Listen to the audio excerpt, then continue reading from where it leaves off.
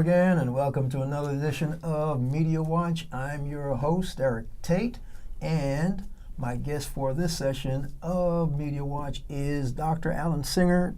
Alan, do a self-intro so folks know who you are. Eric, thank you for having me. I'm Alan Singer.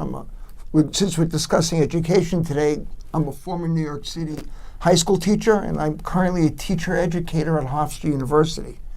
And there are a lot of education issues bubbling up because it's back to school time in New York. There we go. Back to school time just around, all over the nation. Some folks go back in August, but mostly they go back in September. So let's jump right in. Okay, a couple of big issues that have been in the news right now. In New York City, there's a lot of discussion of teacher diversity. And it's teacher diversity in schools, but also school integration.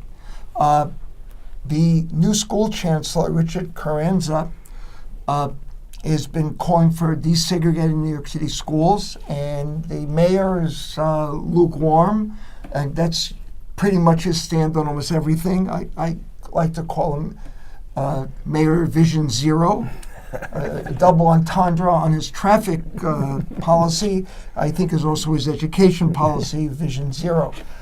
Part of the problem is Richard Carranza, was brought in.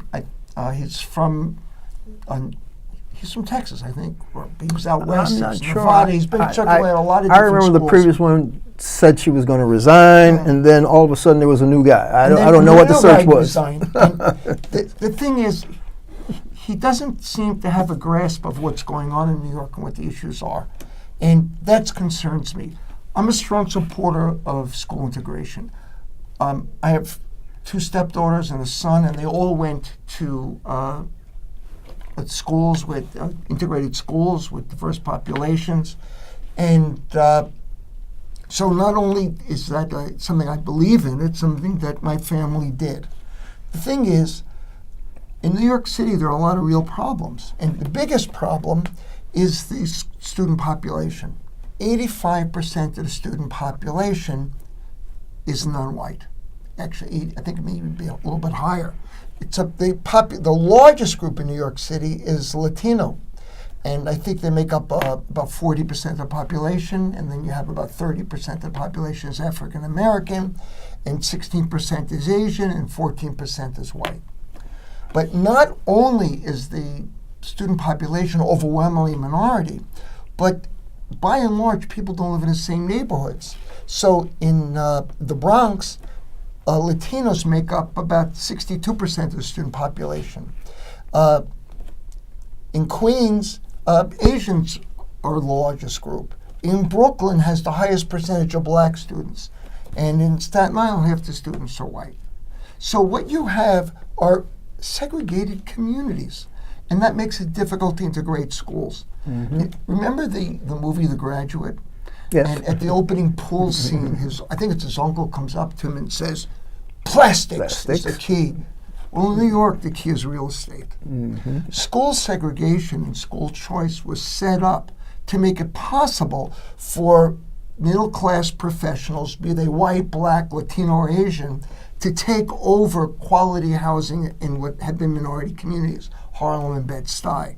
They could buy a house, gut it, fix up their brownstone, and send their kid to the school of their choice outside the neighborhood. So what we have is a system organized around real estate, not around kids, but also we have largely segregated communities. You're not going to get an affluent family, be they black or white, to send their kids to the local public school in a city where 100,000 kids are homeless at any given moment. Well, if the schools are failing schools, they're definitely not going to send them to the failing schools. But talk to me about the fact that the property taxes within the city and the surrounding areas are basically what drives the dollars that go into school education in New York. Well, New York City, it's not basically funded by property tax. New York City is basically funded by income tax. Okay. Out in suburbs, it's property tax. But in New York City, it's primarily income tax. But what we have in New York City is there are areas where you can have school integration, and it might work. And two of the neighborhoods, Upper West Side of Manhattan and Park Slope, Brownstone, Brooklyn, I think can be models for what is possible. If you say, look, we're going to have to provide quality education at every school in New York City at the same time as we work to have integration in neighborhoods where it's possible, then you have a model that could work. But if you're going to say we're going to have massive busing of kids from East New York up to here and there, people are going to resist it. People don't want their kids bused like that. And the whole idea of diversifying our schools is going to be dropped. So the question coming from my mind is, without busing students from one neighborhood to another neighborhood, from one school district to another school district, how do you go about achieving diversification and integration of these rigid, highly segregated schools in these rigid, highly segregated neighborhoods? Well, in District 15, which is Brownstone, Brooklyn, what they're talking about is having all middle schools open to all kids and guaranteeing that kids from the different elementary schools can go to attend each of the middle schools. So they're trying to come up with a plan that would diversify every one of their middle schools. Look, I think it's a great idea because it's not just something to benefit minority kids, but you want all kids to have experience with kids who are different from them because they're going to be living in a very, very diverse world. That's the argument they made when they destroyed with Brown versus Board of Education. The argument was these kids all benefit when you have a diverse population, when you have an integrated learning experience. So I believe they proved that point 50 years ago. Right. So the question is, I don't think there should be a need for that argument in 2018. So who's still trying to say it's not so? Well, I don't think people are saying it's not so. I think people are saying, the bottom line is, you have a white family renovates a house in Bed-Stuy or Fort Greene, and they're not going to send their kids to a failing school. Yeah. Now, the local black family, the local Latino family lives in the housing project may have no choice. But that family, if they are told you can only send your kid to that school, they're going to pull their kids out of the public school system. You know, there are areas of Queens that are almost all Asian. Those families want their kids going to quality schools. And what they're saying is, we don't want them sent someplace else. We want the schools where we live to be working, functioning schools. You know, every parent wants their kids to go to quality schools. The problem is the public school system has been gutted of its funding by all these charter school movements that all these mayors have. I will say one thing with de Blasio. He was not a big charter school fan, but Bloomberg was a charter school fan. And the mayors before Bloomberg gave them a green light. Oh. So, by the way, Andy Cuomo, who's running as the savior of everybody, is a big charter school fan, and he has gotten hundreds of thousands of dollars from the charter school industry and its hedge fund founders. Yeah, but they're still yanking money from the public school system to pour it into these charter schools. They're diverting money. Yeah, that's another whole issue. We've done shows on it with you before. We need to do it again, but I need to stay on the topic, which is make the schools more diverse because it's a better learning environment for the students. But everyone. Let's segue back to the other issue on the flip side of the coin, because it was an interesting New York Times piece that came into my inbox, and I remember when I said, "Oh, let's do education," that I said this is a timely story. 77% of the teachers nationwide turn out to be white women. And so you don't have a diverse educational staff teaching these students in public schools. So how are we going to try? Tell me what your take is on the need. The premise of the article was you need to have a diverse teaching staff for a diverse student body because the students actually benefit when they have somebody of their gender, somebody of their race, and somebody who really cares for them teaching them. You know, I think it's very important, but I like the last word You need teachers who care for and about the students. When I work with student teachers, what I argue is the two keys to successful teaching are having a structured classroom so kids know what to expect, and having a relationship with your students. If there's a classroom community based on respect, kids will learn. Problems don't arise, at least not the same magnitude. I think that the white women can learn to be more effective teachers, but I also think we need a nationwide campaign to diversify our staff. Interestingly enough, New York City has been better than most in diversifying its teaching staff. In New York City, 42% of the teaching staff now is non-white, compared to only 20% nationwide. Okay. So New York City has done a relatively decent job at this. In New York City, 18% of the teachers are African American or black, 15% are Latino, 6% are Asian. So New York City has done a better job than most. But one of the problems in other parts of the country is a lot of talented people don't want to be teachers because they're not treated with respect. I'm not talking about by the kids, I'm talking about the politicians. They can't live on the salaries. So, if you want to get your best people to be teachers, you're going to have to pay them. But the other thing is, one of the things that studies have found is that when teachers have diversity training, they are more effective working with minority students, and the students do better. And again, that means there has to be an investment of government in preparing teachers to go into minority schools. Wow. At Hofstra, one of the things we do is the student body at Hofstra is largely white. And one of our major placement sites is Uniondale, where the student population is almost 100% black and Latino. And what I do is I place students with very effective teachers who are minority and teachers who are white. And what I say to students is, Uniondale, you have to apply to work there, because that is our best placement site, and that is the site where you have the best experience learning how to work in a setting that's largely minority. So if you choose that, we'll place you there, but you can't go there unless you request it. And you can't go there unless the teachers there want to work with you. And so we get some of our best student teachers and choose the Uniondale site, and black, white, Latino, they become effective in working minority communities because they have that experience and that training. Okay, but that's coming out of your university actually tailor-making a diversity, inclusive experience as part of training your teachers. That's not happening in too many educational institutions that are teaching teachers across this country, is it? I don't want to badmouth NYU, but I will. NYU students have to do a urban placement.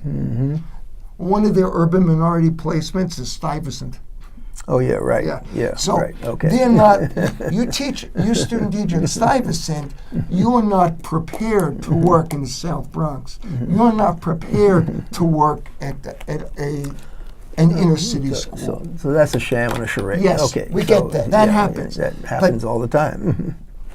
So one of the things I think we have to insist on is teachers have that real experience. I'm talking about nationwide.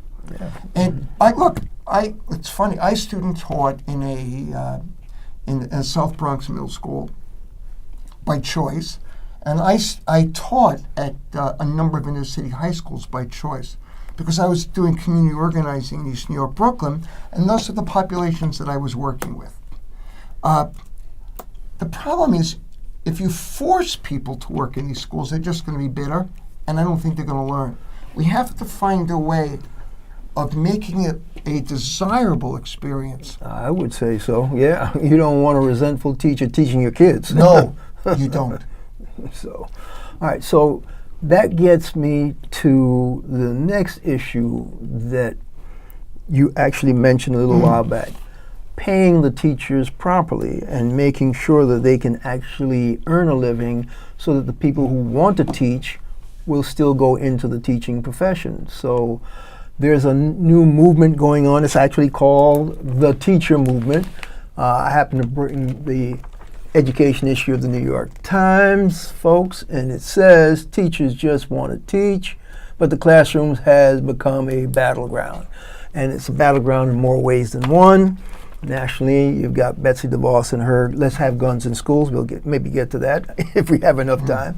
And then you have the battleground where the teachers have to actually battle to get their salaries paid properly and go out on strike, etc. So talk to us about how Arizona was almost like a canary in the coal mine of the movement across the country for teachers to say, enough is enough, we need better pay. Well, partly what we're looking at is the impact of Republican policy and corporate policy attacking labor unions, where you don't have effective labor unions, and these are right not to be members of unions. People don't have union contracts.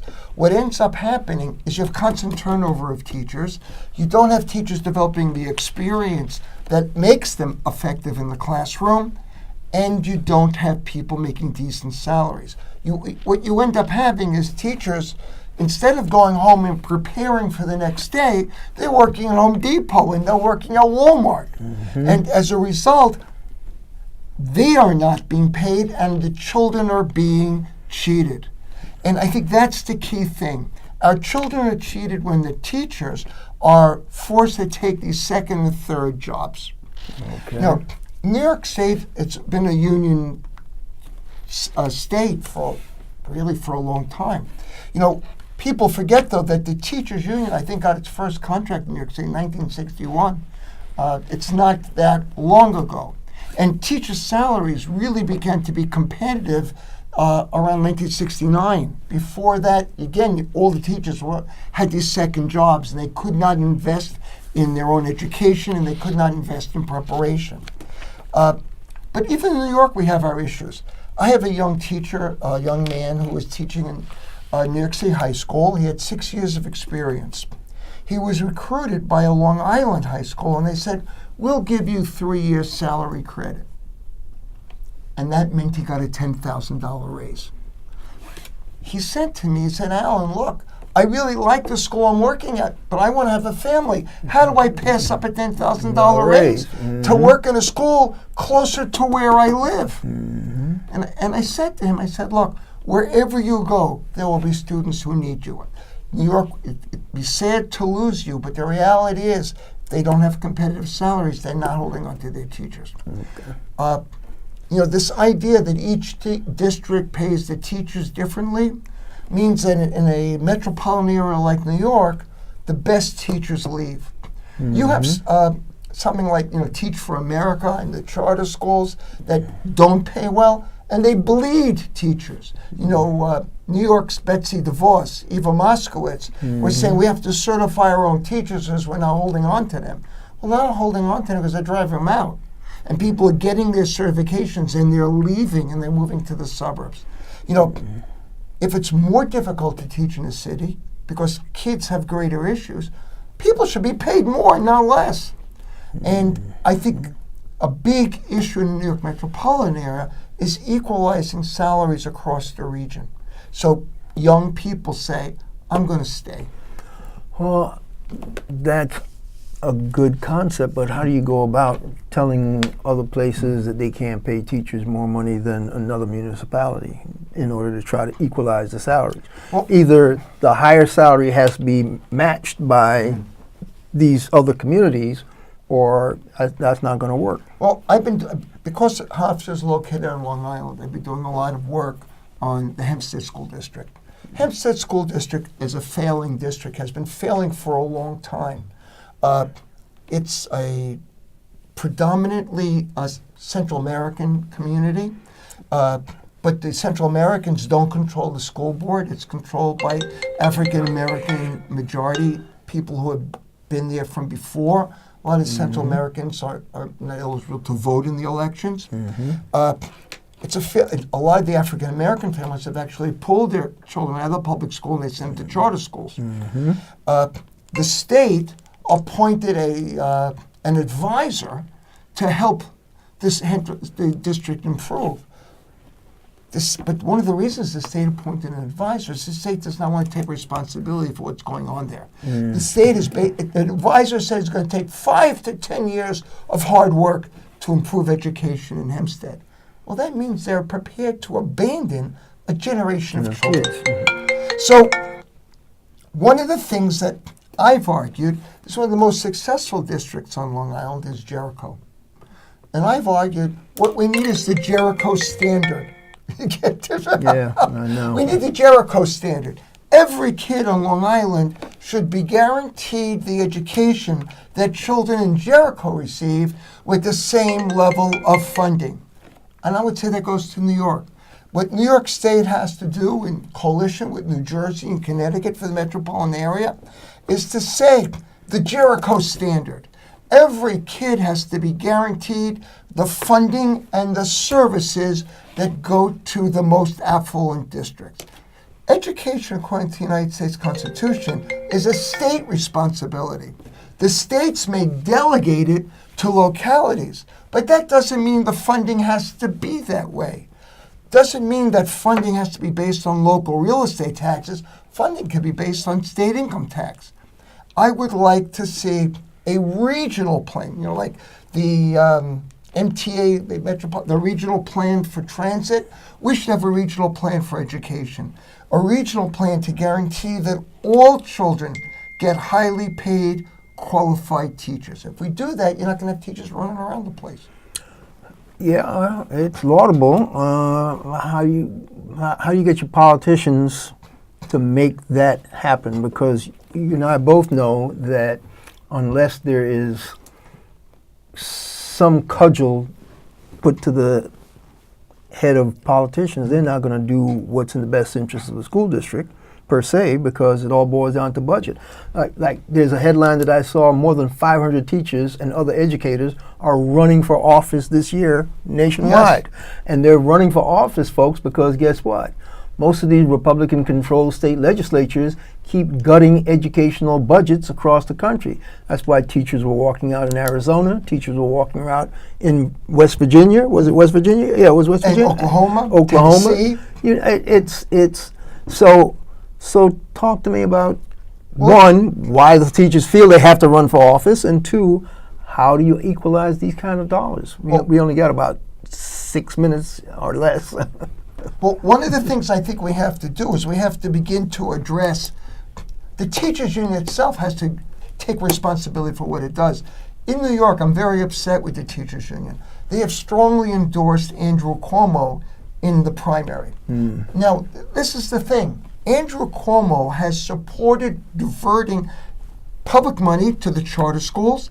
Andrew Cuomo has supported diverting public money to religious schools. And the teachers union needed to stand up and say, look, Andrew Cuomo, if you want our support, you're going to have to back off on the charter schools and back off on funding to religious schools. There was a leaflet distributed surreptitiously just this weekend arguing that Cynthia Nixon, who is challenging Andrew in the primary, somehow is an anti-Semite because she, unlike Andrew Cuomo, doesn't support giving public money to religious schools. Right. Well, I would say I wish she didn't support it, because religious schools are also draining resources and they're not guaranteeing quality education to their own students. In New York, there are religious schools which are preparing kids in religious training in Orthodox Jewish communities that are not preparing their kids in reading and writing the English language and in math so they can be productive citizens. And Andrew Cuomo has kept his mouth shut because he has gotten funding for his campaigns from those religious communities that tend to block vote. Let me ask you a question, because when I was a kid growing up and going to parochial schools, the parochial schools didn't get any money from the city and the state. No. When did this change? Well, because of politicians. And one of the things... No, I'm serious. When does this change? About when? I believe it started changing about the 1980s. Okay, all right. They can't give direct aid, but what they do is they give direct aid to students. By giving direct aid to students, that challenges money into the system. Oh yeah. It's not going into the public school educational system. And There is no public school student getting direct aid from the city government. No, so I'm disappointed in the way the teachers union has responded to Andrew Cuomo. And I'm not saying Cynthia Nixon, I'm not endorsing anyone. I'm not saying she's the better candidate. But the teachers union should have used that campaign as leverage to get Cuomo to address better funding and support for public schools, something he has not done. Okay. So that gets us to actually, how do you square the fact that the teachers across the country are running to replace these state legislators who are gutting educational budgets, to what can we do to get funding and equal, because there was a suit filed by New York City Public Schools about not getting equal funding from the state of New York. I'm not sure whether they ever got the money. They never got the money. So my point and that was is, Andrew Cuomo too. So my point is, why don't our local politicians fight to get those monies for our public schools to make them better? Look, there are a lot of people who are retired in place in the state government. And that is why I'm very glad that there are young, more militant, better organized young people challenging incumbents. We've seen it in Queens, where Crowley was defeated. We've seen it in Massachusetts, where a long-term incumbent was defeated. Okay. And this is the thing. Unless the politicians feel that threatened by not responding, they're not going to respond. Okay. And I think that's the direction we have to take. All right. I think we're about out of time. So, Alan, we covered education, not as thoroughly as I wanted to. We didn't get to being black in America and being black around the world, with Colin Kaepernick being chastised by some high school principal, racist chant, threats. And we didn't get to Serena in a racist cartoon. But this has been Media Watch, folks. Our guest has been Dr. Alan Singer. Eric, thank you for having me. My pleasure. I'm Eric Tait, and we'll catch you the next time.